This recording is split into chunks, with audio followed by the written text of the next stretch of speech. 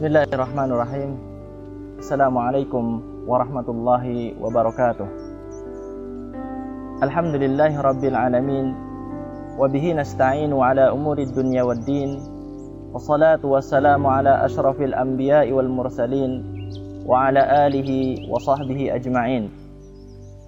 Alhamdulillah, segala puji bagi Allah yang telah memberikan kenikmatan kepada kita dengan naungan di bulan suci Ramadan, yang Allah Ta'ala telah memberikan kemudahan kepada kita untuk berbekal dengan amal saleh di dalam bulan ini. Pada kesempatan yang berbahagia kali ini, kita akan mengangkat sebuah tema tentang hati sebening kaca. Tema ini diangkat dari sebuah hadis yang diriwayatkan oleh Imam Muslim dari sahabat Imran bin Husain radhiyallahu ta'ala anhu. Beliau mengkisahkan tentang kedatangan seorang wanita dari Juhainah. Beliau mengatakan, ja'at imra'atun min Juhainah ila Nabi sallallahu alaihi wasallam wa hiya hubla minaz zina. Beliau mengatakan, datang seorang wanita dari kabilah Juhainah kepada Nabi sallallahu alaihi wasallam dalam keadaan hamil karena perbuatan zina. Kemudian wanita ini mengatakan kepada Nabi sallallahu alaihi wasallam, "Ya Rasulullah, asabtu haddan fa aqimhu alayya." Kemudian wanita ini mengatakan kepada Rasulullah sallallahu alaihi wasallam, "Aku telah melakukan dosa besar ya Rasulullah. Maka lakukanlah hukuman kepadaku." Kemudian wanita tersebut ketika menghadap Rasulullah sallallahu alaihi wasallam, Rasulullah tidak mencercanya, Rasulullah tidak mencacinya, Rasulullah tidak menyalahkannya. Akan tetapi Rasulullah sallallahu alaihi wasallam dengan penuh kearifan memerintahkan kepada para sahabat yang lain untuk mendatangkan walinya. Didatangkanlah walinya kepada Rasulullah sallallahu alaihi wasallam. Ketika telah didatangkan walinya, lihatlah apa yang disampaikan oleh Nabi sallallahu alaihi wasallam kepada walinya. Demikian juga Nabi tidak menyalahkan, tidak menghardik, "Kamu seorang wali yang tidak bertanggung jawab." Tidak demikian yang dikatakan oleh Nabi sallallahu alaihi wasallam. Bahkan Nabi sallallahu alaihi wasallam menyampaikan pesan yang kalau kita lihat mungkin subhanallah, kok seperti ini? Nabi sallallahu alaihi wasallam mengatakan, "Ahsin ilaiha," perlakukanlah wanita ini dengan baik. "Hatta idza wada'at fa'tini biha," sampai ketika dia nanti melahirkan, maka datangkanlah dia kepadaku. Kemudian dilakukanlah apa yang menjadi wasiat dan pesan Rasulullah sallallahu alaihi wasallam kepada walinya tersebut. Kemudian ketika telah lahir sang jabang bayi dari wanita ini, dibawalah wanita ini menghadap Rasulullah sallallahu alaihi wasallam. Kemudian ketika telah sampai kepada Rasulullah sallallahu alaihi wasallam, wanita ini dinasihatkan oleh Rasulullah agar pakaiannya diikat dengan tujuan agar auratnya tidak tersingkap. Ketika dilakukan rajam, agar auratnya itu tidak tersingkap, dilakukanlah prosesi rajam oleh para sahabat Nabi sallallahu alaihi wasallam. Ketika itu sampai akhirnya wanita tersebut meninggal dunia. Jenazahnya diurus oleh para sahabat Nabi sallallahu alaihi wasallam. Kemudian Nabi sallallahu alaihi wasallam pun ikut mensolatinya. Setelah selesai dari prosesi ini semuanya, datanglah seorang sahabat, Al-Faruq Umar bin Khattab radhiyallahu taala anhu, datang kepada Nabi sallallahu alaihi wasallam menanyakan apa yang dilakukan oleh Nabi sallallahu alaihi wasallam. "Ya Nabi Allah, salaita 'alaiha wa qad zanat." Wahai Nabi Allah, kenapa engkau mensalatinya sementara dia adalah seorang wanita yang telah berzina?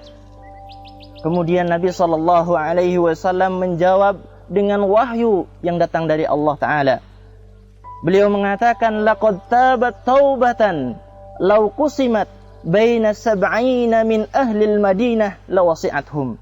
Sungguh wanita ini telah bertaubat kepada Allah dengan satu taubat yang kalau seandainya taubatnya ini dibagikan kepada 70 orang penduduk Madinah, niscaya cukup taubatnya tersebut. Lihatlah bagaimana wanita ini bertaubat kepada Allah dengan taubatan nasuha yang taubatnya dibagi kepada 70 orang penduduk Madinah, cukup. Siapa penduduk Madinah ketika itu? Siapa penduduk Madinah kala itu? Penduduk Madinah kala itu adalah orang-orang pilihan, orang-orang terbaik, seperti Abu Bakar, seperti Umar, Utsman, dan sahabat-sahabat mulia lainnya. Para pemirsa yang dirahmati oleh Allah, dari apa yang saya sebutkan tadi, kisah manusia pilihan di zaman Nabi SAW, kita melihat bagaimana mereka begitu tangguh. Sahabat-sahabat Nabi SAW, manusia yang begitu tangguh, sehingga ketika mereka melaksanakan satu kesalahan, sanggup mengakuinya dan siap untuk menerima hukuman dari perbuatan yang telah mereka lakukan. Para pemirsa yang dirahmati oleh Allah, dari apa yang saya sampaikan tadi, kita memetik satu hikmah yang sangat besar, yaitu bahwasannya ketika hati manusia adalah hati yang bersih, hati yang bening, yang sebening kaca, ketika tercoreng dengan noda maksiat, ketika tercoreng dengan dosa dan juga pelanggaran terhadap syariat Allah, maka hati tersebut akan risau, hati tersebut akan galau, hati tersebut akan berusaha untuk kembali dan juga untuk membersihkan apa yang telah dia lakukan dari dosa dan maksiat. Para pemirsa yang dirahmati oleh Allah, dari apa yang kita simak bersama kisah yang sangat mulia ini, maka kita juga melihat hikmah dari apa yang Allah Subhanahu wa ta'ala tentukan. Kita melihat bahwasanya wanita ini adalah sahabiah biasa, bukan sahabiah yang mulia seperti Aisyah ataupun Khadijah. Dia adalah seorang sahabiah yang biasa. Bahkan dalam riwayat ini tidak disebutkan namanya, hanya disebutkan imra'atun min Juhainah, yaitu seorang wanita dari kabilah Juhainah. Tetapi subhanallah, Allah Subhanahu wa ta'ala menentukan kebaikan baginya. Lihat perjalanan hidupnya, seorang sahabiah biasa, kemudian dia itu terjerumus ke dalam dosa besar, melakukan pelanggaran besar, yaitu perbuatan zina. Ini adalah perbuatan dosa besar yang sepakat para ulama mengatakan sebagai dosa besar perbuatan zina ini. Tetapi kita melihat bahwasanya Allah Subhanahu wa ta'ala tidak sampai di situ ketentuannya.